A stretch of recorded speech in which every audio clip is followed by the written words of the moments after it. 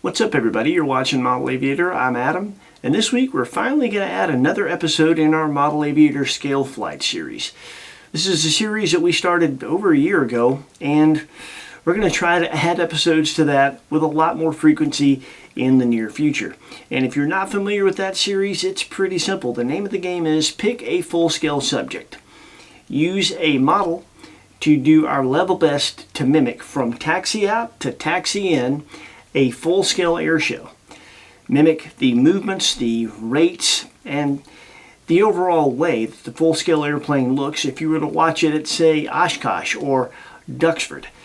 As close as possible as we can do it with a model. Now, the first one we did was the Supermarine Spitfire Mark 9. We used a Flightline RC 1.6 meter Spitfire Mark 9 for that.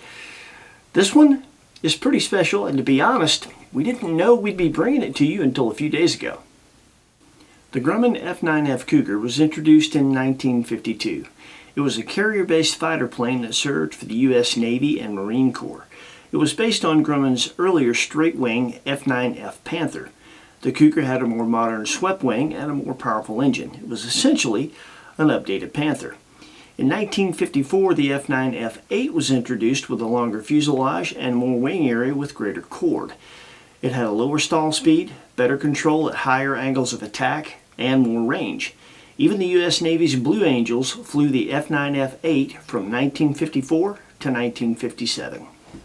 I have to say, I really love fighter jets from the Korean War and shortly after the Korean War era, the pre-afterburning era, I like to call it.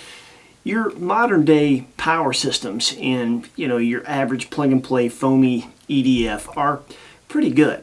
They're making more power now than they ever have, but they still can't mimic the capabilities that some of your modern day later generation fighter planes can do in full afterburner. They can just sustain things, sustain climb rate when an EDF just runs out way too soon. When it comes to jets from this particular era, the Korean War era and shortly after, these fan units have no problem mimicking the performance of those planes. The model we'll be using for this scale flight was provided to us by our good buddy Scott Elmore. So Scott, thank you, man. It is, of course, Freewing's brand spanking new 80mm F9F-8 Cougar.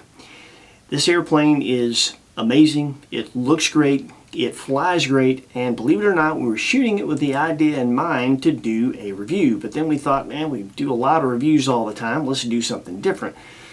We reviewed the footage, and while it's not the very best I could do with it, if I had more stick time on it, obviously, it's pretty good.